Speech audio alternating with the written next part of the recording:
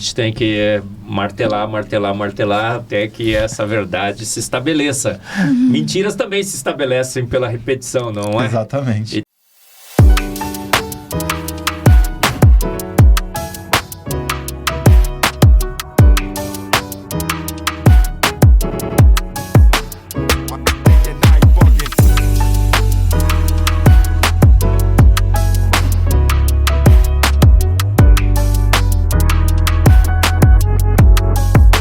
Bem-vindos ao Aloncast, um podcast que conecta fé, negócios e propósito. Aqui, empresários cristãos compartilham as suas histórias de fé, de prosperidade, de propósito nos negócios e na vida. E hoje, nosso convidado dispensa apresentações, um dos cientistas mais famosos, polêmicos e renomados do Brasil, o professor Marcos Eberlin. Seja bem-vindo, professor. Rafael, Thaís, um imenso privilégio estar aqui com vocês, principalmente falando sobre o empreendedor, dos empreendedores. O criador de Ele é o coisas. cara, não é? E vamos apresentar aqui o nosso lado empreendedor também, olha só. É disso que eu tô falando. Amém. Se você que não conhece o professor, ele é químico, pesquisador, autor das principais e uma das principais vozes do design inteligente. Ele mostra como dados e fé como há propósito em todo o processo de criação. Cada molécula criada de Deus tem um propósito. Sim, não há como negar.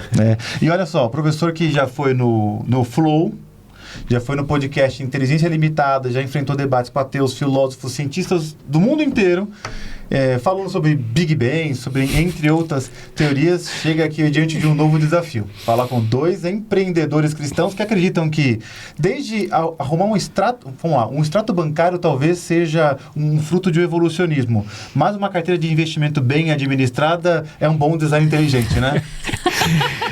Assim, olha que sensacional, tudo tem propósito, tudo tem design. Tudo tem design. E o cristão faz tudo com excelência. É disso que eu tô falando. Exatamente. É um privilégio recebê-lo, professor. Hoje a gente vai falar sobre o grande criador, o primeiro empreendedor e o propósito que está por trás da nossa existência. Lembrando que o Aloncast é um oferecimento de Alon Capital Finanças com propósito. Você que quer investir melhor, ter melhor rentabilidade, de uma forma alinhada com seus valores e propósitos pessoais, saiba que na Alon Capital nós ajudamos você a planejar e investir com propósito. Então, vem com a gente aqui. Professor, antes de passar a fala aqui para a Thaís, é legal, eu vejo muita semelhança no nosso trabalho, porque no mercado financeiro onde eu trabalho, a gente tem uma ilusão muito grande e uma polêmica, que as pessoas acreditam muito que você não paga nada para estar no banco, para estar com o seu assessor, e eu vim com uma outra proposta aqui no nosso escritório, explicando para as pessoas como que é realmente o mercado. Né? Que no mercado as pessoas não pagam porque o banco que paga elas para poder atender, e é um conflito de interesse muito grande. Mas é um desafio explicar para as pessoas o óbvio. Porque está tão acostumado com aquela questão, e sempre que eu assisto o senhor, né, e seus podcasts são maravilhosos, meus parabéns, inclusive o que o senhor grava também na sua casa é muito bom, eu ouço com frequência, as pessoas, eu vejo que existe muita dúvida ainda, não, mas por que a teoria da criação, por que o darwinismo, por que não sei o que, lá? E o senhor toda vez tem que explicar, né, de uma maneira muito legal que o senhor faz, muito criativa, didática, né, parabéns pela essa didática que o senhor tem, e explicar o óbvio todas as vezes, né? A gente tem que martelar até que essa verdade se estabeleça. Mentiras também se estabelecem pela repetição, não é? Exatamente. E tem muita mentira estabelecida. Então a gente tem que repetir a verdade 500 vezes mais do que a mentira. Porque a verdade às vezes choca, né, Rafael? Muito. E tem muitos que não querem observar essa verdade que é tão óbvia. E alguém algum maluco beleza tem que surgir e repetir. A gente vai nos podcasts, às vezes o pessoal fala assim, lá vem o professor Marcos com aquela velha história do design inteligente. Sim, a gente tem que repetir, porque muitos não conhecem, muitos ainda estão presos a narrativas, a verdades que não são verdades, que se estabeleceram pela repetição de mentiras. Sim. Olha só. E que a gente é impregnado isso desde a infância, né? Esses tempos atrás aqui eu peguei meu filho, que está estudando também, tem 10 anos, e né, ele começou a aprender agora sobre o evolucionismo. Aí eu falei assim, filhão, peraí, vem cá. Aí eu levei ele ao zoológico e levei para ver os chimpanzés. E aí eu mostrei um bebê chimpanzé para ele. já agarrado à mãe, já saiu, já nasce andando, já brincando. Eu falei assim, se nós evoluímos dele, filho, deu alguma coisa errada. Porque eles são bem mais evoluídos que nós. Né? Então, enfim, é só uma reflexão. Mas vamos falar de negócios e finanças aqui, né, amor? Vamos lá.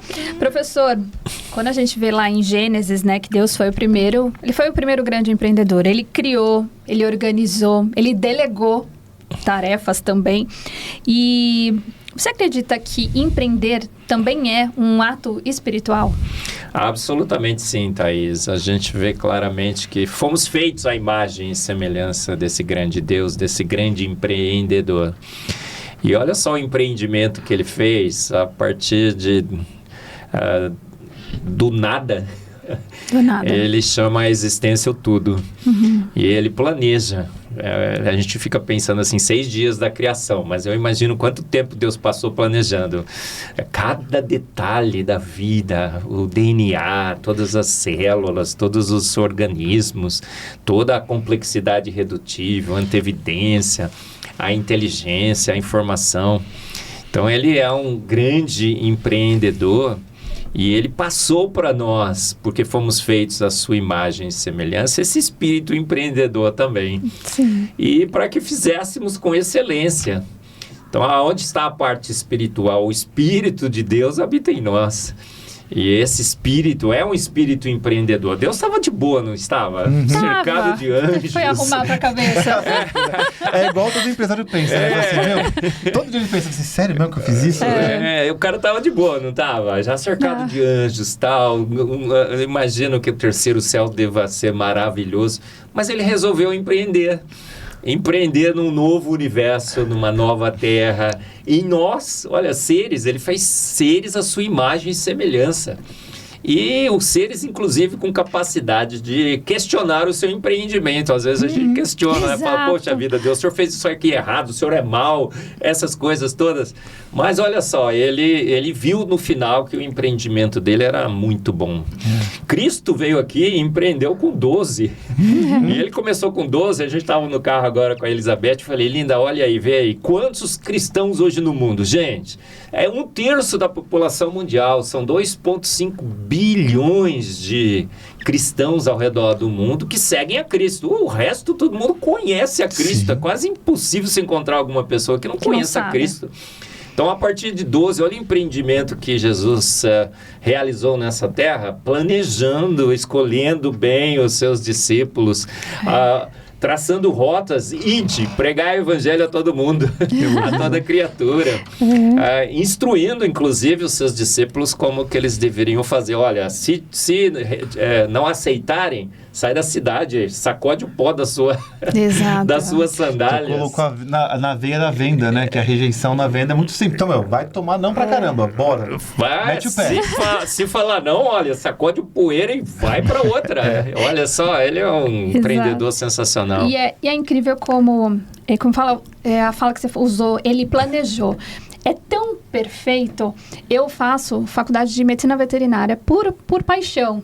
E hoje eu estava conversando com o marido, porque os primeiros 2 anos a gente estuda fisiologia, morfologia, enfim. E quanto mais eu vou conhecendo cada célula, cada função, cada detalhe de como tudo está conectado, eu falo, não pode ser algo que foi de uma ameba lá.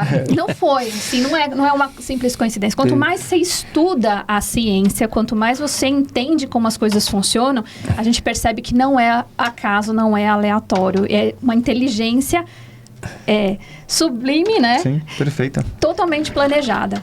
Como eu falo no meu livro Antevidência, né, Thaís e Rafael? Ele previu problemas, inclusive no seu projeto, no seu empreendimento. Ele falou, olha, vão se cortar, o sangue vai jorrar. Eu preciso de um sistema de coagulação. Mas se coagular tudo, vai matar o sujeito de coagulação. Então tem que parar essa coagulação, tem que ser muito bem controlada. E tem tipos de coagulação. Como você faz um cortezinho, um mais fundo, um mais profundo, tem tipos. Né? É perfeito demais. Não é assim? E aí eu fico pensando, como eu falei no início, será que ele chegou no primeiro dia da criação e falou assim, tem que fazer um ser humano aí. Vai mais ou menos assim, não? Um dia eu chegarei para Deus, perguntarei para ele, Senhor, quanto tempo o Senhor ficou planejando tudo isso? Porque é tanto detalhe, tanta complexidade, tanta antevidência, tanta informação. Você vai em qualquer organismo, por mais simples que ele pareça, ele é extremamente sofisticado. Todas as partes estão conectadas, todas elas estão interconectadas, elas são interdependentes, uma depende do funcionamento da outra. E é tudo redundante na vida. Se dá um problema, escapa pelo outro lado. Nós temos 64 possibilidades de combinação das letrinhas ATGC. 64 códons, mas apenas 20 aminoácidos. Ele fez redundância. Ele falou, olha, se der pau nesse códon, vem outro códon que expressa o mesmo aminoácido. O projeto dele tem redundância. Pode uma coisa dessa? Coisa de engenheiro. E ele ficou muito tempo planejando. Eu sei, ele é todo poderoso, ele é Deus. Mas ele é um projetista. Ele é um empreendedor dos empreendedores. Ele não deve ter feito com pressa. Ele planejou antes para chegar na semana da criação e já saber certinho tudo. Seguir o plano. Exatamente. O projeto aqui. E professor Marcos, eu vou esticar essa conversa aqui e apertar um pouquinho. Se Deus é esse grande primeiro empreendedor, o senhor acredita que o pecado, ele foi a primeira falência da humanidade? E o que a gente pode, e sendo ela, né, sim ou não, o senhor responde, mas nós podemos aprender com essa restauração e o replanejamento a partir também da forma como Deus reinicia a história após a queda? Sim, eu vejo assim, o pecado como uma consequência, por exemplo, no empreendimento. Se você faz tudo, você fala, puxa, eu tenho controle de tudo, certo? Mas você precisa de parceiros, não precisa? Sim. E quando você chama parceiros, obviamente, você tem que considerar a possibilidade que esses parceiros não estejam 100% alinhados e problemas que devem ocorrer. Então, no empreendimento, o pecado é mesmo assim, né? Você chama um monte de parceiros, você instrui e tudo mais, mas alguma coisa deve dar errado. Obviamente, você não vai achar que todo mundo esteja 100% alinhado, você tem os seus parceiros, podem ocorrer problemas. Agora, você tem que estar pronto com a solução. A Bíblia diz que Deus providenciou a redenção desde o início, né? Antes do início dos tempos, ele já tinha providenciado Cristo. Já tinha vários plano B, C, D. Já tinha o plano B. Então, você no seu empreendimento, você tem que estar assim também planejando. Olha, pode dar errado. Um parceiro, alguém dentro da sua equipe vai falhar, não são todos perfeitos. E eu tenho que ter o plano B, como consertar esses problemas. E já toda a redenção tem que estar pronta também, não tem? O planejamento de problemas aqui. A gente vê que Deus, ao invés de encerrar o projeto da humanidade, né, como a gente viu, ele ajusta o plano. Olha que interessante, que ele mostra que o propósito não está no erro especificamente, mas até ele pode mudar de rota. Talvez acho que essa é a lição mais importante que a gente vê de gestão na história. Que não existe falência definitiva quando há um propósito e um plano. Mas Paulo diz que quando sou fraco, aí que eu sou forte. A Bíblia diz, olha, no mundo tereis aflições, mas tem de bom ânimo. Aí eu vejo assim, né, todos os problemas que a gente passa aqui pelo pecado nos fazem mais fortes, não é assim? A gente aprende com os erros. É uma lição também para o empreendedorismo. Olha, os erros te farão ver ainda melhor. O conserto tem que fazer com que o seu empreendimento fique ainda melhor. É no erro que você aprende a direcionar o seu empreendimento para que ele alcance ainda mais os seus objetivos, horizontes ainda mais largos, maiores. E para um cientista isso é muito óbvio, né? Eu só sei que nada ser uma questão muito impressionante, porque você tem que testar a hipótese, daqui a pouco tudo que você fez, eu vi várias teorias que o Hawkins fez, falou assim, esquece aquilo, olha isso aqui agora, né? Rafael, a gente chega no laboratório, a gente começa a fazer um estudo, eu estou escrevendo um paper agora, um artigo científico, e aquele artigo científico, 2, 3 páginas. Mas para que todos aqueles espectros lindos, maravilhosos, aqueles dados maravilhosos pudessem ser escritos, quanta coisa errada a gente fez pelo caminho. Foi errando que nós acertamos. E foi, olha, isso aqui não deu certo, isso aqui não deu certo, isso aqui... A gente não coloca o que não deu certo no trabalho, né? Mas foram as coisas erradas que nos direcionaram para o caminho certo. Então a gente tem que estar no empreendimento também preparado a encontrar erros, a encontrar problemas, e os problemas nos farão mais fortes. Você vê as grandes empresas no Brasil hoje. Eu estava assistindo outro dia alguns documentários sobre as principais empresas. E aí você vê quantos problemas eles passaram, mas venceram todos. Por isso que são grandes hoje. Exatamente. Exatamente. A gente vive uma era em que o empreendedor ele é tratado como Deus do próprio destino.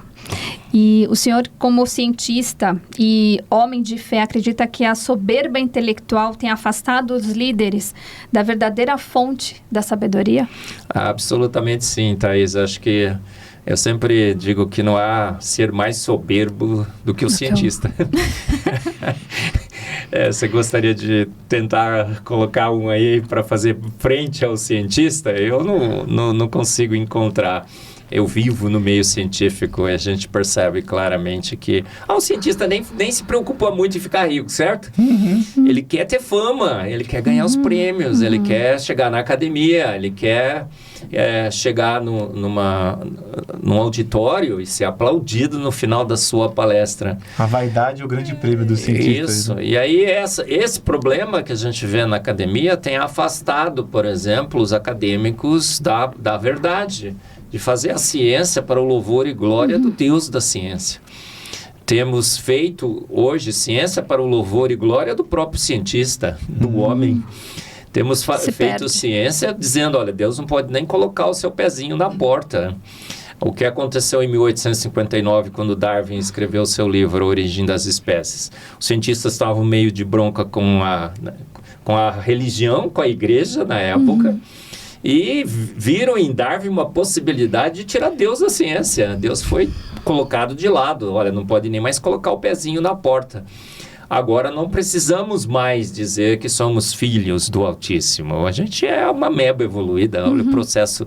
Dawkins disse que ele se tornou um ateu intelectualmente satisfeito com o darwinismo. E agora começamos a fazer ciência para o louvor e glória da própria ciência, né? A ciência do homem, da Terra, Gaia, a Terra é cultuada, o Sol, olha só, outro dia Carl Sagan falou assim, olha, não vejo problemas de os povos adorarem o Sol. Por quê? Porque é do Sol que vem toda a energia para a Terra, olha só. Foram das estrelas, né, deGrasse Tyson, né? O Neil deGrasse Tyson, o novo Carl Sagan na TV agora com a série Cosmos. Ele disse assim, olha, as estrelas que nos formaram, o pó cósmico que agora habita em mim. Então passamos a adorar o homem, o universo, a Terra, e fazer uma ciência totalmente equivocada em relação às nossas origens. Agora começamos a contar para os nossos filhos que são amebas evoluídas, que são parentes de chimpanzés, que são peixes, né? O Pirula chegou outro dia e falou assim, olha, nós temos fendas branquiais no nosso estágio de desenvolvimento embrionário. Não é nem fenda e nem é branque. É uma mera dobra. Não, mas temos fendas branquiais. Aí passamos a contar não só que somos parentes de chimpanzés, peixes, mas que veja bem, o urso nadando de boca aberta virou baleia. Sereia. Que dinossauro virou galinha, canário. Olha só como que a nossa ciência se transformou numa ciência menor. Uma ciência que louva ao homem se tornou uma ciência menor. E a gente foi forçado a apelar para teorias totalmente equivocadas. Isso fez com que o respeito da sociedade para com os cientistas caísse muito. Não sei se vocês sabem, mas a ciência está um pouco por baixo. Porque fica afirmando que a gente é parente de chimpanzé, quando todo mundo percebe que não é. Seu filho foi, né, Rafael, lá no zoológico, olhou pro chimpanzé e falou, mano, nada a ver. Eu falei, se nós somos a evolução dele, deu alguma coisa errada no processo. Alguma coisa errada. Eu falei assim, você, filhão, tive que botar comida na tua boca até 1 ano e meio, 2 anos. E já nasce sabendo andar, queridão. Você não sabia nem que estava vivo quando saiu da barriga da tua mãe. Então, veja a involução que é outra espécie, totalmente diferente e dotada de outros recursos. Né? Claro, e a gente fica insistindo, batendo nessa tecla, veja bem. Existem alguns estudos, inclusive de Harvard, que fala que a humildade intelectual tem a melhor tomada de decisão e a mais criativa, né? Os líderes que utilizam essa humildade tomam melhores decisões. E a gente vê uma galera aí que não tem essa humildade e começa a falar as abobrinhas. Os grandes da ciência, Thaís, eram todos homens que criam em Deus. Olha, os fundadores das principais áreas da ciência: Pascal, Newton, Faraday, Thomson, Schrödinger, Planck, Newton, né, o pai da mecânica, Mendel, o pai da genética, todos homens que criam em Deus e que humildemente fizeram ciência para o louvor e glória desse grande Deus. Reconheceram que nada sabiam e que necessitavam, inclusive, de que Deus abençoasse seu trabalho. Eu sou espectrometrista de massas. J.J. Thomson, o pai da espectrometria de massas, conta que toda vez que ele entrava no laboratório, a primeira coisa que ele fazia era uma oração a Deus. Os laboratórios antigos tinham a parte laboratorial e tinha uma capelinha, onde os cientistas paravam de tempos em tempos para louvar a Deus, cultuar a Deus. Então, nesse espírito de humildade, reconhecendo que somos feitos à imagem e semelhança de Deus, mas somos dependentes dele, é que a ciência se estabeleceu, as grandes áreas da ciência se estabeleceram. Os grandes ganhadores de prêmio Nobel, 90% de homens e mulheres que criam, creem e que continuarão crendo em Deus. Parece que quando a gente se reconhece como criaturas, seres feitos à imagem e semelhança de Deus e filhos de Deus através de Cristo e humildemente pedimos a Ele que nos oriente na ciência, a gente tem uma maior possibilidade de sucesso. Você sabe que eu nasci num berço evangélico praticamente, mas sempre foi aquele cristianismo muito empurrado, né, que a gente vai nas igrejas, a gente vira uma coisa meio mecânica. E eu confesso que na adolescência eu me tornei um pouco agnóstico. Mas quando eu me passei a debruçar, estudar, né, e buscar conhecimento, eu falei, é impossível não ter um Criador soberano sobre todas as coisas, porque da forma como a gente vê o mundo hoje, tudo é perfeito, né? E eu acompanho o professor nos podcasts, quando o senhor vai, só que são 4 horas de gravação, professor. Pelo amor de Deus, hein? Eu tenho que assistir um pedaço do podcast, professor. Tem um de 10 horas e 45 minutos. Jesus, você quer que entra no Guinness Book como o maior podcast mais longo? É o maior, mais longo da internet mundial hoje. Olha 10 aí, ó. horas e 45 minutos. Você tem que registrar no Guinness isso daí. Esse aí tem que ser no 2x. Tem que ser no 2x. E a gente vê assim, como as evidências realmente comprovam que assim, é insano a gente não vê que há um Criador, né? Professor, vemos que o senhor trouxe 2 livros para apresentar aqui. Esse, deixa eu ver, a lagosta Mike Tyson vai para a Thaís aqui. Thaís, outra evidência. Mike Tyson é legal, hein? Gente! Essa lagosta é insana, ela dá um soco tão poderoso que ela quebra o aquário, ela faz com que a água entre em ebulição de tanta força. E é muito rápido. Mas ela tem uma luva de boxe nas patinhas, 2 luvas, tá vendo? Que sensacional. E a melhor, mais eficiente luva de boxe conhecida na Terra. O sistema de amortecimento de choque sensacional. São 3 tipos de nanomateriais entrelaçados. Então, isso que é antevidência. A perfeição da criação. O cara falou, vou dar um soco poderoso. Mas ele vai quebrar a patinha no primeiro soco, né? Coitada da lagosta. Vou botar uma luva de boxe para proteger a patinha. Muito bom. Vou mostrar aqui a capa Antevidência. Como a química da vida revela planejamento e propósito. E aqui tá a capa com a lagosta dando soco com luva de boxe aqui. No Darwin, né? No Darwin. Nocaute para Darwin aí. Muito bom, muito obrigada, professor. E esse aqui pro Rafael, né? O Fomos Planejados. A maior descoberta científica de todos os tempos. Não, e tudo a ver com o trabalho que a gente faz, né? Porque eu trabalho com planejamento financeiro e muitos investidores acreditam que para prosperar, investem só por intuição. E eu explico por A mais B que nós precisamos ter planejamento e propósito e intencionalidade em cada ação nossa, né? Aqui, ó, e de fato aqui, ó, até para a criação nós fomos totalmente planejados. Então, refuta ainda mais a minha teoria. Então, é planejamento aí, propósito nesse livro, viu? Na disso capa. Que eu tô falando. Muito bem. E professor, a gente vê também na Bíblia que Jesus escolheu os 12 homens imperfeitos para transformar o mundo. E o senhor acredita que esses grandes líderes também devem aprender a escolher e desenvolver pessoas imperfeitas? Eu imagino o desafio, no nível intelectual que o senhor tem hoje, de discipular novos, o senhor é professor da Universidade Mackenzie, e deve ser uma grande dificuldade, assim, não sei, isso eu quero ouvir do senhor, de desenvolver novas pessoas, né, em trabalhar com essas pessoas. Como você hoje desenvolve esses novos cientistas? Até porque o senhor falou que a ciência não está tanto mais da moda, né? Olha, Rafael, eu tive um grande privilégio na minha vida, porque eu passei por 2 orientadores totalmente distintos. Primeiro foi uma orientadora, e ela é uma italianona assim, sabe? E ela chegava de manhã, quando eu chegava no laboratório, ela falava assim: Marcos, você tem que fazer isso, isso, isso e isso, tá bom? Eu falava assim.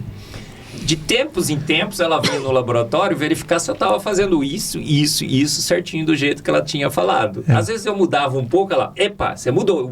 Não. Então, eu acho que ela me treinou como um técnico, um mero seguidor de instruções. Quando eu fui para os Estados Unidos, eu cheguei num laboratório e o meu orientador lá falou assim, bem-vindo. Eu falei, o que eu faço hoje?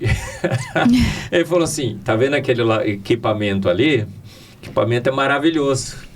Pode ir lá e fazer o seu trabalho. Explore. Rapaz, eu sentei na frente do equipamento, Rafael e Thaís. Fiquei travado ali, eu não conseguia fazer nada, absolutamente nada. Eu passei alguns meses sem poder fazer nada. Mas aí, aos poucos, eu fui me libertando dessas entravas, né? Que eu tinha que ser instruído. E comecei a trabalhar no equipamento. E descobri cada vez mais como o equipamento funcionava. Comecei a bolar projetos, fazer reações. Até tem uma reação com o meu nome que eu descobri naquele laboratório lá, naquele equipamento. A reação de Eberlin, olha só. Aí, o meu maior orgulho foi o dia que eu cheguei para o Cooks, né, meu orientador nos Estados Unidos, falei, professor, tá aqui o meu primeiro paper. Ele, muito bem, parabéns. Eu acho que é mais ou menos assim, a gente tem que chamar a nossa equipe e treinar a equipe para ser independente, para que crie, para que faça o seu negócio prosperar. Porque se você criar pessoas que são totalmente dependentes de você, das receitinhas que você passar para ele, o que vai acontecer? Eles simplesmente vão ficar totalmente dependentes, não vão criar, não vão inovar. Eu acho que essa é o grande desafio do empreendedor.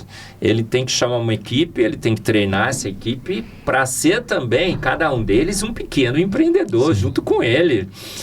Que aquele ímpeto de empreendedor se multiplique na sua equipe e que eles também não só sigam a receita do que você passar para eles, mas chegue para você e fale assim, chefe, olha, eu vi uma nova oportunidade aqui, aí você fala, bacana, é assim que sonho, tem que se fazer. Ai, que sonho. Então você tem que dar a liberdade para eles trabalharem, tem que fazer com que eles inovem também, procurem novas oportunidades e você interfira o mínimo possível, apenas coordenando seu grupo. É exatamente isso que eu faço com meus alunos, Rafael e Thaís. Eu chamo no meu laboratório e falo assim, olha, tá aqui os equipamentos, a gente tem essas linhas de trabalho, bom dia de trabalho. Que legal. A gente faz reuniões e fala assim, gente, o que é que nós vamos pesquisar no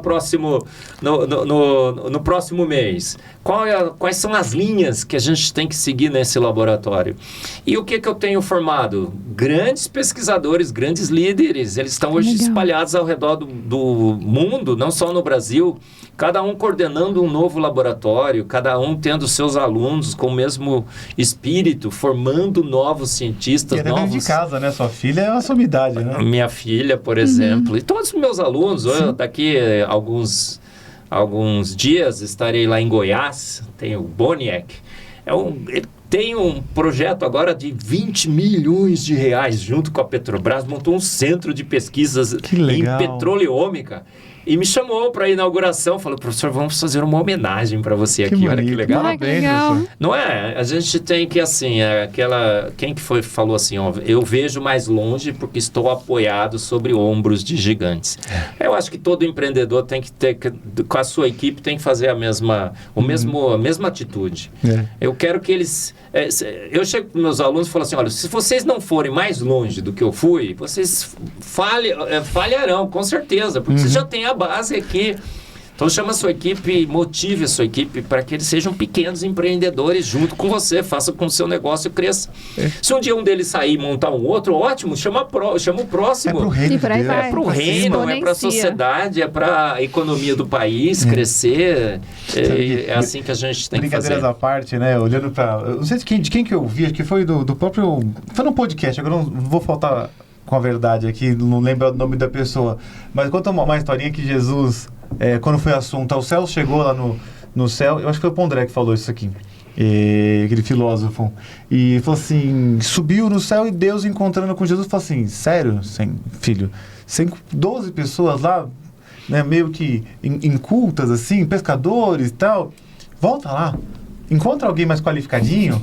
Aí Jesus volta, tá bom, pai. Foi lá e encontrou Paulo, que escreveu as cartas, que deu a organização da igreja.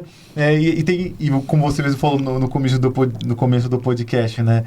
Brincadeiras à parte, é claro, né? Deus, ele não muda o seu plano, mas ele aperfeiçoou o processo. Veja como Deus formou você dentro da história, colocou um orientador, depois colocou outro, e hoje você mista, né, essas técnicas para poder expandir esse conhecimento, e não para a nossa glória, para a glória do Senhor, para que Ele possa ser glorificado. A gente não está construindo uma torre de Babel aqui para o nosso nome, mas está fazendo algo que realmente vem a ecoar um legado para toda a eternidade. Que legal, professor. Professor, você está falando de inovação. Acredita que inovação exige fé ou é a fé que empurra a inovação? Acho que são as duas coisas. Andar com fé eu vou, porque a fé não costuma falhar. Conhece a música? Eu acho que toda a inovação, obviamente, você não está vendo os resultados ainda. E você tem que ter esse firme fundamento de que esse seu empreendimento dará certo. A fé é o firme fundamento, não é uma loucura, não é? Não vou fazer uma coisa que não esteja alicerçada na razão, é como a nossa fé. Você acha que a gente estará andando em ruas de ouro na Jerusalém Celestial com o nosso Mestre Jesus, Thaís? O que é que você acha? Você tem fé? Eu acredito, eu tenho fé. Você acredita? Por que você acredita? Porque Jesus deu provas de que ele era Deus, certo? Sim. Todas as cidades mencionadas na Bíblia foram confirmadas pela história. Muitas delas a história duvidou. Essas cidades nunca existiram. Dia após dia, dado após dado, espectro após espectro, todas as cidades foram confirmadas. Por que eu vou duvidar, então, da Jerusalém Celestial? Né? A única cidade que não existe.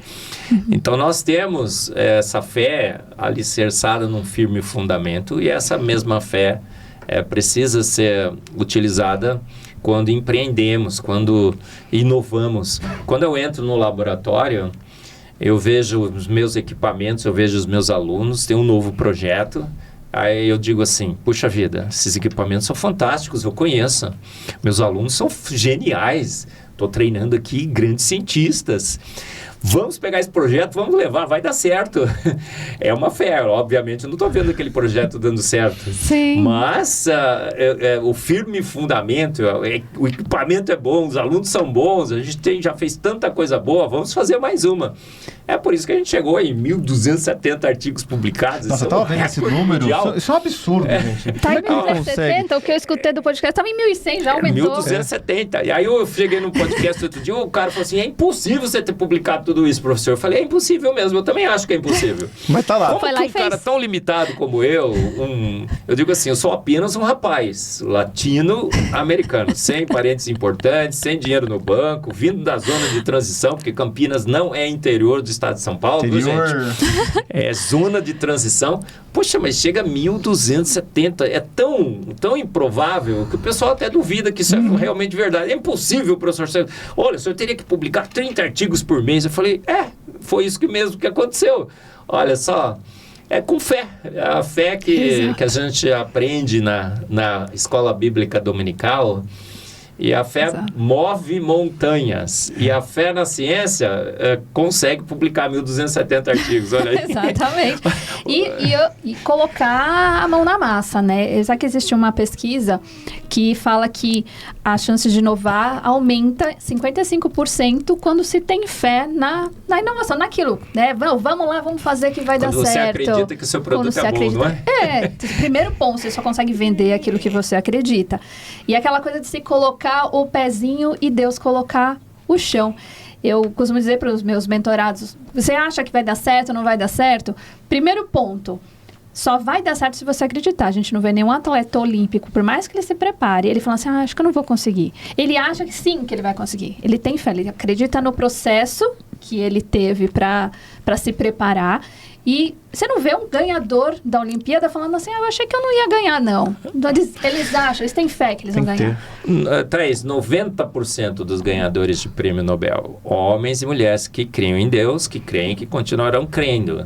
66% de cristãos, 22% de judeus. Por que eles tiveram tanto sucesso assim? Porque tiveram fé de que Deus estaria do seu lado, não foi?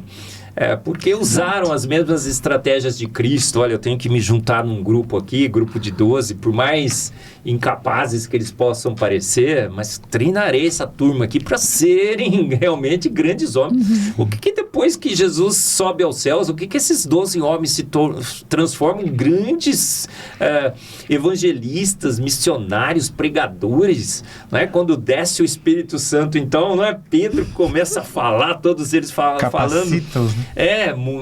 milhares de pessoas começam a se converter. E essa fé que a gente tem em Deus, alicerçada na razão, no firme fundamento, faz com que a gente seja muito mais bem-sucedidos na ciência, em todas as áreas. A gente percebe que quando um cristão coloca a mão e quando ele põe a sua fé em Deus em primeiro lugar e pede para que Deus abençoe o seu negócio, olha aí que coisa boa. As chances são muito maiores de prosperar. Sem dúvida. Nessa linha de medo, na parábola dos talentos, isso fica muito evidente. Como o medo faz com que a gente enterre talentos, né? O senhor acredita que muitos empresários, e aí quando eu falo empresário, é uma conversa muito ampla, porque o empreendimento, o senhor como um cientista, com tantos artigos publicados, é um dos maiores empreendedores que a gente tem, né? Que a gente nos sentou aqui à mesa, né? Na ciência. O senhor é um dos maiores empreendedores que eu conheço.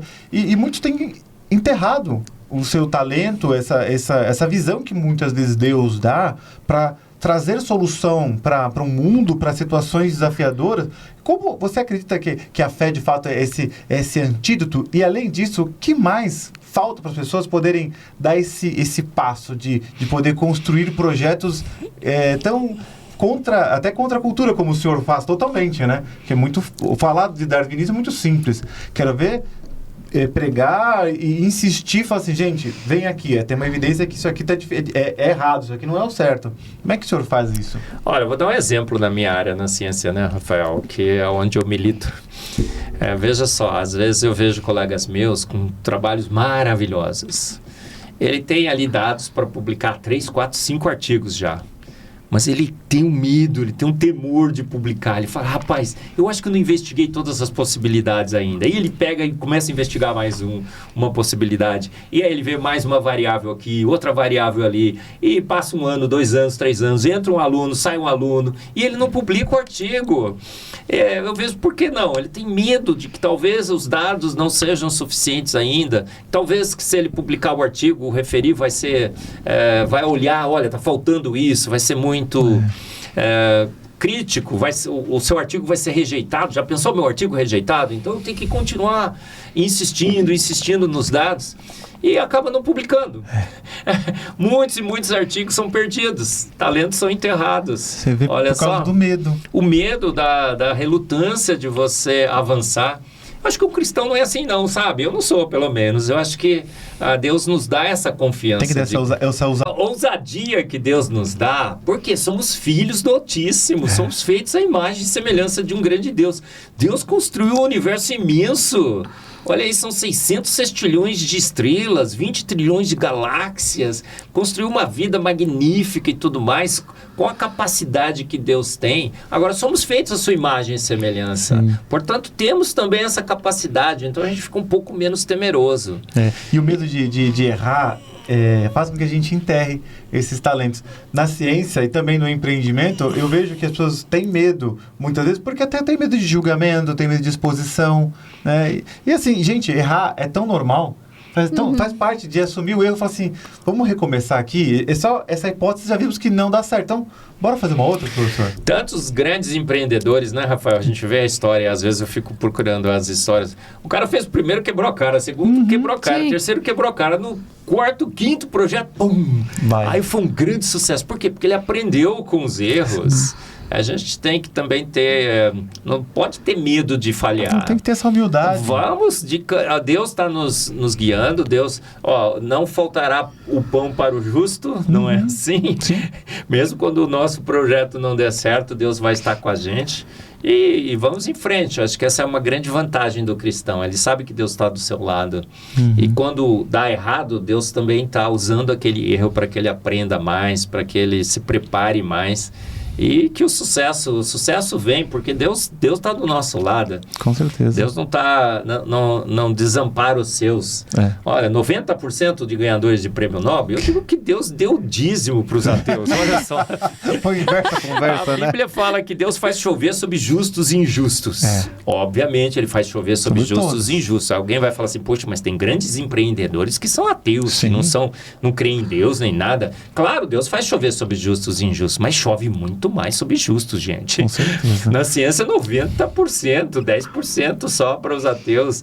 Olha, veja bem, minha filha, né, que a gente mencionou aqui. Puxa vida, que grande descoberta que ela fez.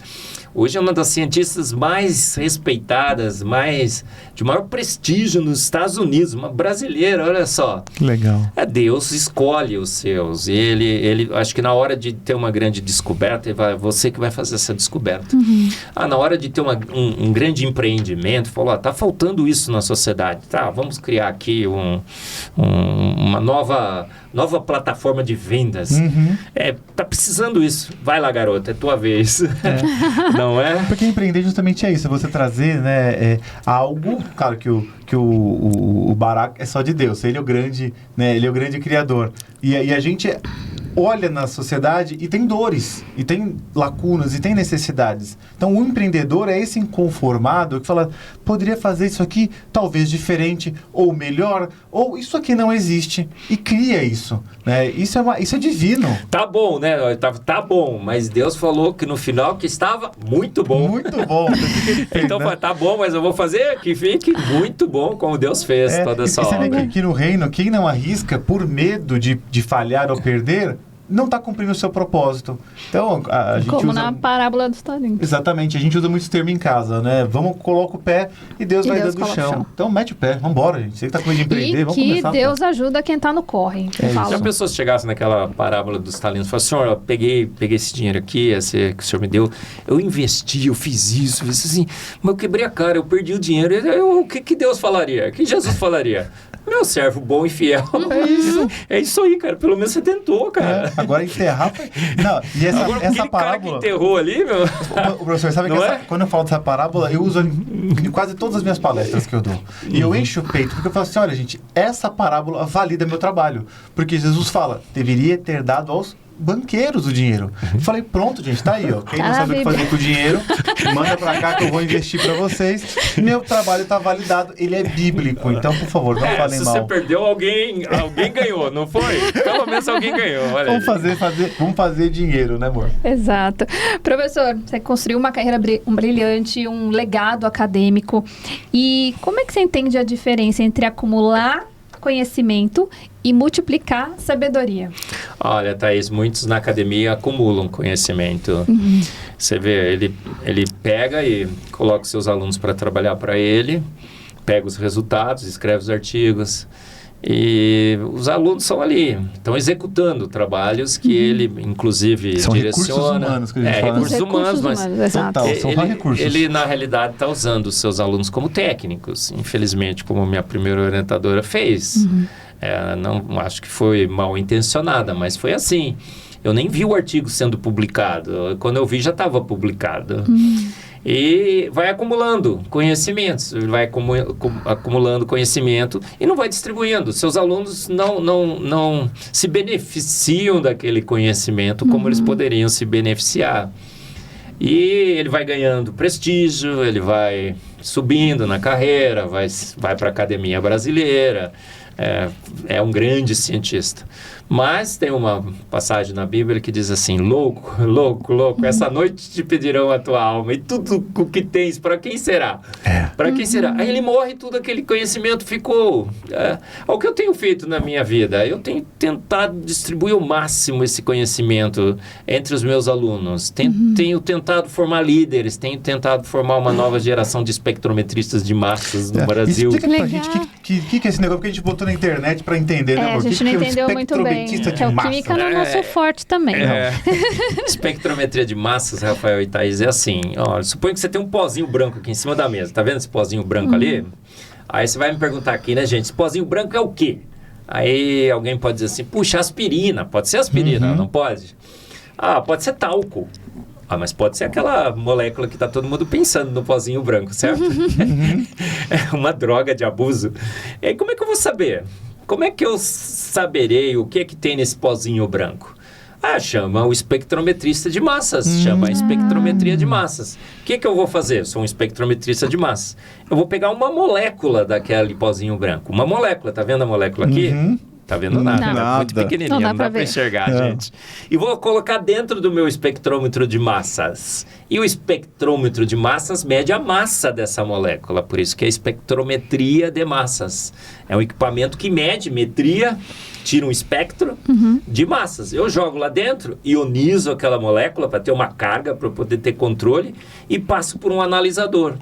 Chega naquele analisador e fala: olha, essa massa aqui é 303. 303, se você puder fazer uma pesquisa aí na internet, que pozinho branco que tem massa 303? Agora... É aquela mesmo que você estava desconfiado. Escreve no comentário aí. E aí o Rafael vai ser preso, né? Porque tá com um pozinho branco aqui, ó. Que não engaja no YouTube essas coisas. O que você tá fazendo com esse pozinho branco de massa 303 aqui, né? E se fosse outro, fosse farinha, fosse talco, cada um tem um número? Cada molécula tem uma massa diferente, cada molécula tem uma assinatura isotópica diferente. A gente fragmenta essas moléculas, quebra em pedacinhos. Cada uma dessas moléculas, ela formará um conjunto de íons filho, netos, bisnetos diferentes. Então, há várias estratégias de caracterização. Então, vou dar um exemplo prático agora. Você foi num bar qualquer, comprou lá uma caipirinha e não sabe se tem lá só etanol ou metanol. Um grande problema aqui. Aconteceu bastante isso. O que eu faço? Eu coloco no meu espectrômetro de massas e ele imediatamente vai dizer: olha, não tem só etanol, que é massa 46, tem metanol, que é massa 32. Olha, é uma mistura, 1:1, ou é puro, etanol puro ou não. Então, a espectrometria de massas, ela analisa moléculas, e tudo é formado de moléculas. Sim. Átomos e moléculas. E da onde que foi essa sua pesquisa daí até o design inteligente? Também, se puder aproveitar, né, que estamos nessa conversa, explicar para os nossos, para quem está assistindo a gente, o que é, em poucos minutos, quem que é o design inteligente no seu trabalho? Então, eu sou químico, né, Rafael? E a gente, observando essas moléculas da vida, esses átomos, todo esse arranjo molecular, o que a gente percebe claramente? Há duas possibilidades para tudo que nós vemos ao nosso redor. Ou foram forças naturais, ou foi uma ação inteligente. Quando você vê, por exemplo, o policial forense chega numa cena de crime e vê lá o morto estendido no chão. O que ele vai avaliar? Será que ele caiu, bateu a cabeça? Ou será que foi um assassinato? Então ele vai procurar as evidências. Ele não viu o que aconteceu, ele não estava na sala quando o fato ocorreu. Mas o policial forense vai tentar investigar e vai tentar decidir entre duas causas possíveis para aquele cara caído no chão. Ou ele sofreu um acidente, ou ele foi vítima de um crime ali, um assassinato, alguma coisa assim. Envenenado, pode ter sido também. Então é exatamente isso que fazemos no design inteligente. Através das moléculas da vida, através das moléculas da Terra, do universo, através das evidências atômicas e moleculares, a gente procura evidências se a Terra, o universo foram feitos por processos naturais, foi um mero acidente, ou se foi uma ação inteligente. Então é isso que é o design inteligente. É uma uma analogia muito clara e direta com esse morto estendido no chão. Nós, do design inteligente, chegamos e ao invés de ver o morto estendido no chão, vemos o universo, vemos a Terra, vemos a vida. A gente não estava lá quando a Terra, o universo e a vida foram feitos, mas a gente pode agora investigar. Vamos investigar? Será que foram processos naturais que construíram o DNA com a informação? Será que processos naturais poderiam ter formado essa lagosta insana com uma luva de boxe na mão? E a gente vê claramente que não. Que Darwin morreu, que não há a menor possibilidade para processos acéfalos despropositados, não guiados, terem feito tudo o que a gente está vendo. Então, não estivemos na formação, na criação, mas os sinais, as assinaturas desse Criador estão claramente expressas na sua obra. E o design inteligente fala o quê? Então, olha, através do exercício científico, ao investigar o universo e a vida, descobrimos que foi intencional. O grande Criador, intencionalmente... Foi premeditado esse universo, essa terra, essa vida. E, obviamente, essa é uma conclusão serena, calma, tranquila, que o design inteligente passa para o mundo.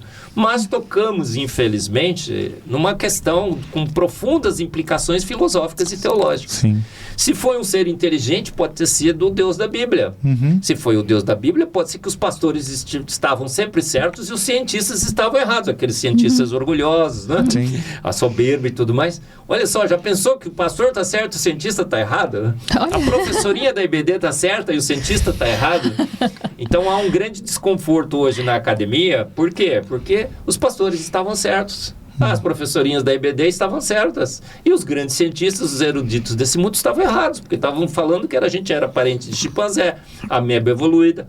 Não somos, não. O design inteligente está crescendo no mundo inteiro, as evidências são cada vez mais avassaladoras, destruidoras para o naturalismo. E estamos voltando naquela boa e velha história que a ciência sempre contou. Antes de Darwin, éramos todos criacionistas. Os grandes cientistas eram todos homens que criam em Deus. Continuam sendo, né? Eles fazem muita propaganda do outro lado. Parece que cientista bom é cientista ateu. Não é. Cientista bom é cientista que crê em Deus. Eu vejo a criação de Deus uma beleza tão incrível. Eu tive a oportunidade de dar uma aula sobre Pentateuco uma vez num seminário. Porque era um seminário pentecostal. E o pastor Deon, quando me convidou, falou: Rafa, eu sei que você é uma pessoa mais acadêmica, você é um teólogo, você tem origem na Assembleia de Deus, mas você hoje é batista, então você consegue dosar bem isso, né? Então, você consegue trazer pra gente a luz ao Pentateuco? Eu falei: professor, eu não sou especialista nessa área, mas vou me dedicar. Agradeço o convite e fui aceitar esse desafio.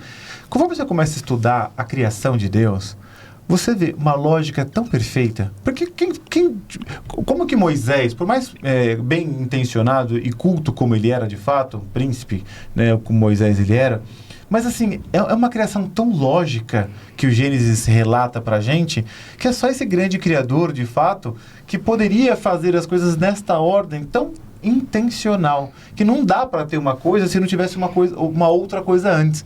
Não dá para criar o universo se não houvesse luz. Então assim, os seres como foram colocados na Bíblia até chegar à coroa da criação, que é o homem. É brilhante a criação, né?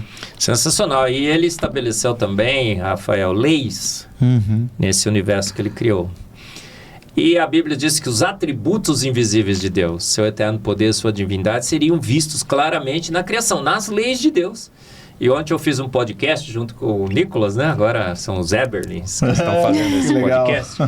Aí o título é esse. Prova de Deus em 10 leis. 10 leis que provam que Deus existe. Então a gente tem a lei da conservação da matéria e da energia. Matéria pode ser transformada em energia, energia pode ser transformada em matéria, mas você não pode criar matéria e não pode criar energia. E também não pode destruir e não pode criar... você não pode destruir a matéria e a energia e também não pode criar a matéria e a energia. Mas a gente tem um monte de matéria e energia nesse universo. Então, se processos naturais não podem nem criar, nem destruir a matéria e a energia, e se temos um monte de matéria e energia no universo, algo fora da matéria, fora de processos naturais, esse algo criou a matéria e criou a energia.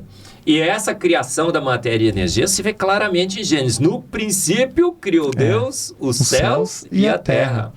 Então, no princípio, ele criou o tempo, criou os céus e a terra, os céus, o espaço, a terra, a matéria. E haja luz, e houve luz, a energia. Você vê como que Deus, no próprio Gênesis, já diz, olha, há uma lei de conservação de matéria e energia. Você não pode destruir, não pode criar nem a matéria, nem a energia. Mas é só ler Gênesis que você vai saber da onde que elas surgiram, tá? Eu criei, cara. E eu não vou deixar nem nada nesse universo criar nada mais. Nada é criado, nada é criado. É tudo transformado. É tudo transformado. A gente transforma as formas de energia. A vida, só vida gera vida. Não criamos vida, gente.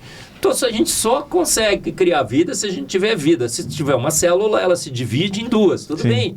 Mas você não consegue criar uma célula de matéria inanimada. É só a vida que gera vida. Outra grande lei, a lei da biogênese de Pasteur, aponta, olha, se só vida gera vida, e como a gente tem um monte de vida, e ninguém consegue, por processos naturais, gerar vida, foi uma vida que gerou a vida. E o princípio dessa vida veio de ser vivo, Deus. Veio de um XX para ser um XY. Exatamente. Então, olha a criação, assim, tem toda uma lógica tão perfeita que quanto mais você estuda, mais você fala assim, e não é que estava certo? Né? Não é que tinha razão? E aí você fala cada vez mais, é muito incrível. A lei da entropia, né? Tudo se desorganiza. Eu dei o exemplo do quarto de adolescente, né? Você entra num quarto de adolescente, aquele caos total.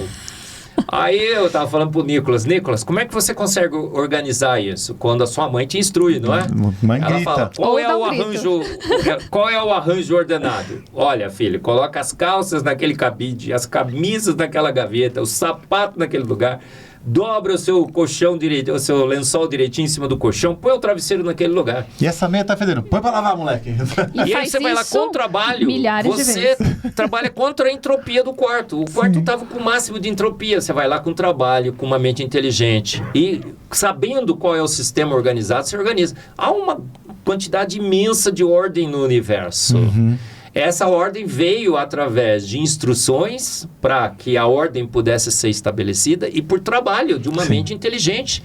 Só o trabalho pode vencer a entropia. Olha aí. Então, o trabalho de Deus na criação venceu a entropia do universo, arrumou tudo bonitinho, galáxia no seu lugar, estrelas no seu lugar, terra no seu lugar, na posição certinha, na distância no Sol. Ficou perfeito, né?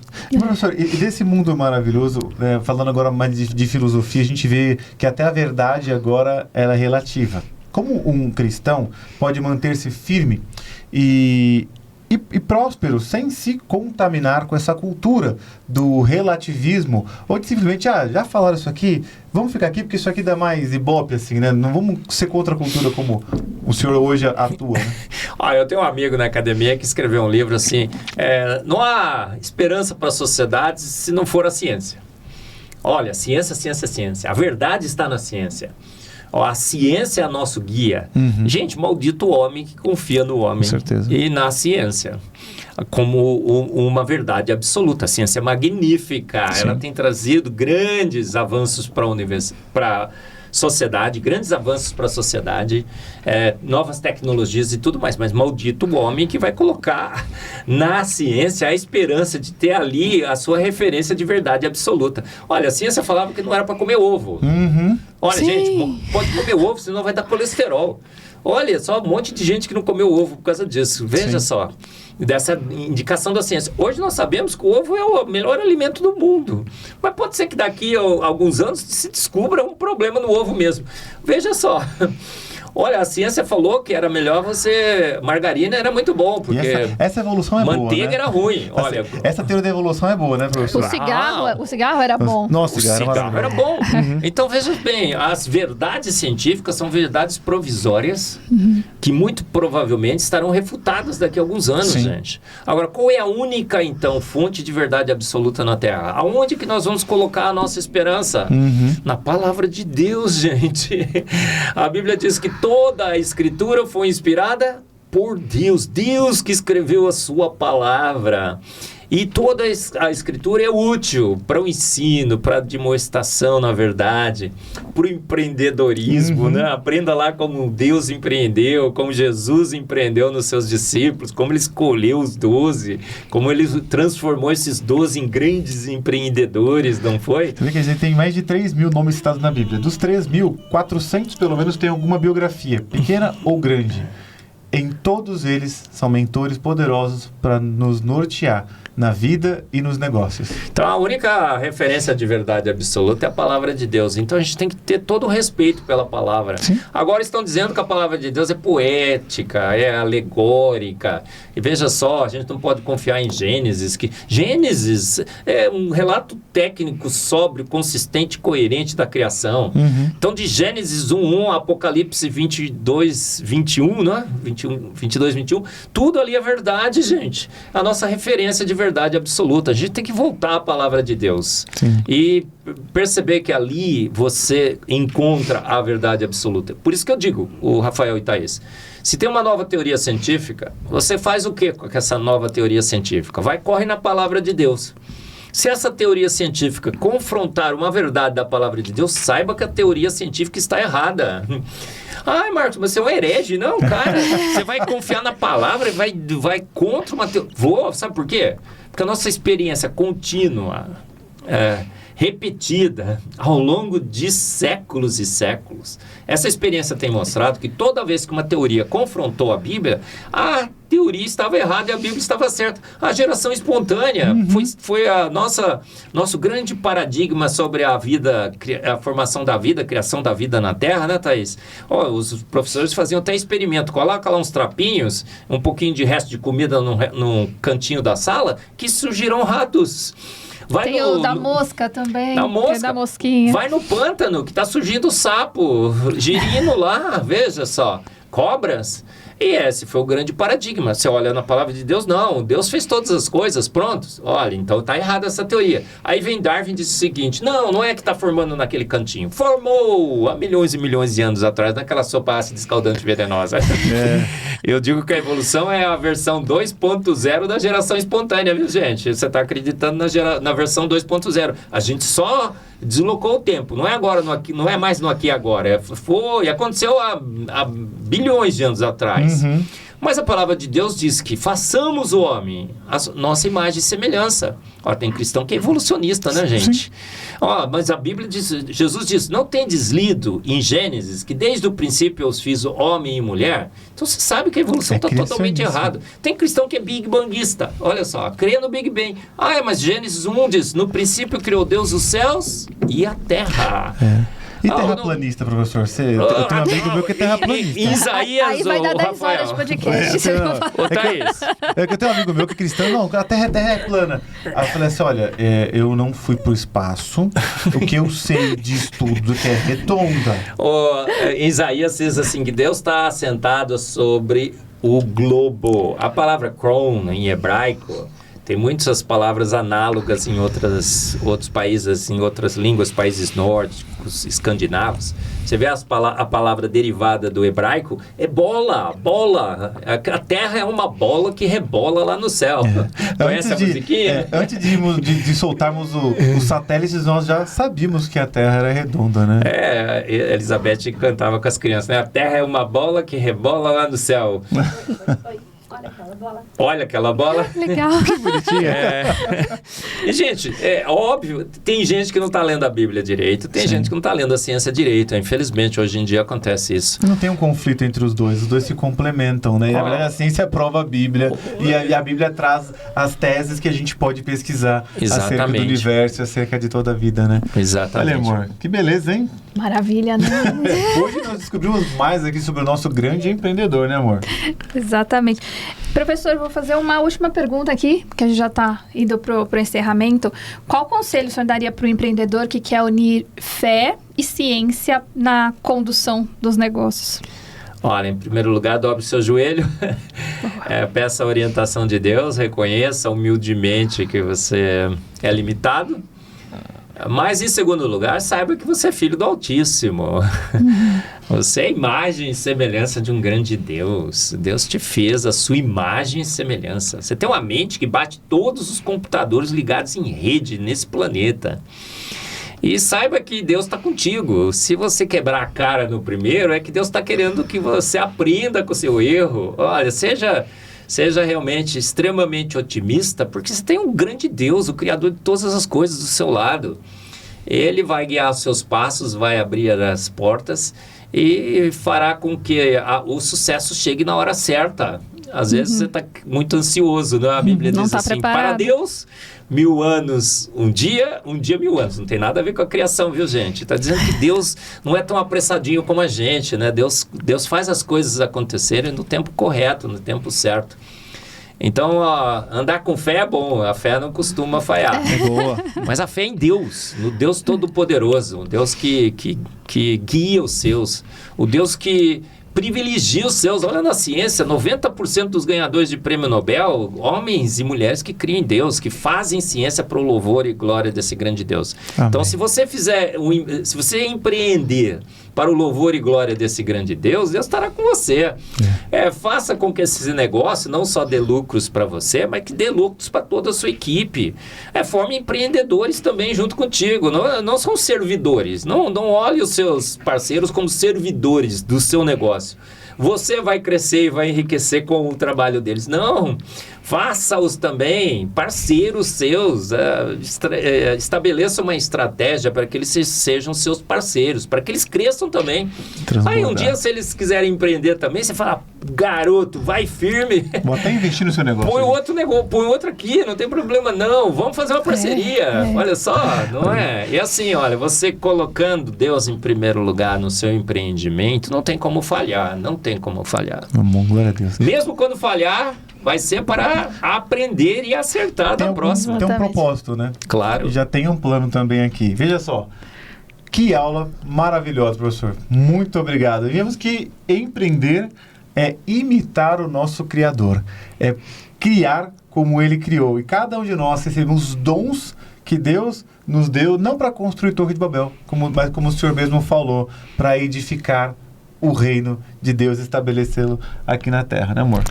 Muito obrigada, professor, por aceitar o convite, por compartilhar o seu conhecimento, incluir esse conhecimento no dia a dia dos tempo empreendedores. Na sua agenda para vir também falar aqui conosco e se comunicar com a nossa audiência. Exatamente. Obrigado. Privilégio imenso. Como é que o pessoal te conecta, professor? Como é que encontram você?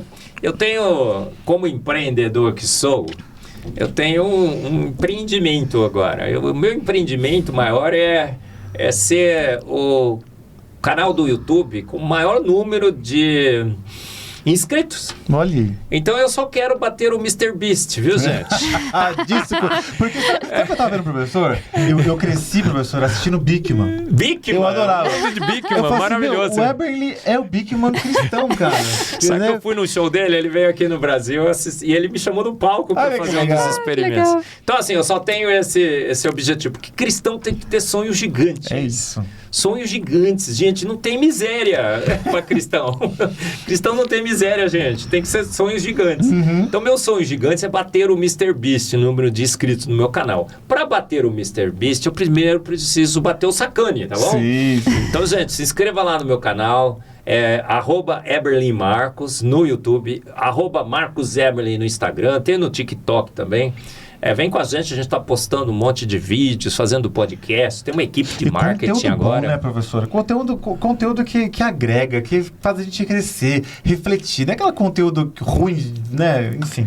Eu também acho excelente, porque é meu, né? Eu falo porque eu sou um consumidor faz de pensar. conteúdo. Sim. Aí eu falo assim, eu fico pensando, nossa, o professor falou aquele negócio, aí eu vou examinar, aí eu chego assim, ô esposa, você sabia disso, daquilo, né? Tem essas ideias, você ajuda a gente a ter diálogos em casa, professor. Obrigado. Sim, maravilha. Muito obrigada, professor. Quem assistiu, né, ao podcast aqui, compartilha, curte, comenta, segue. Mas não escreve aquele negócio do número 303 lá embaixo, não, senão o YouTube derruba nós, gente. Escreve qualquer outra coisa, tá bom? Que da gente aí. Gente, o Aluncast é mais do que um podcast. É um movimento que conecta fé, negócios e ajuda você a ter uma vida abundante. Então, obrigado por nos acompanhar até aqui. Até o próximo episódio. Fique com Deus. Obrigado, gente. Tchau, tchau.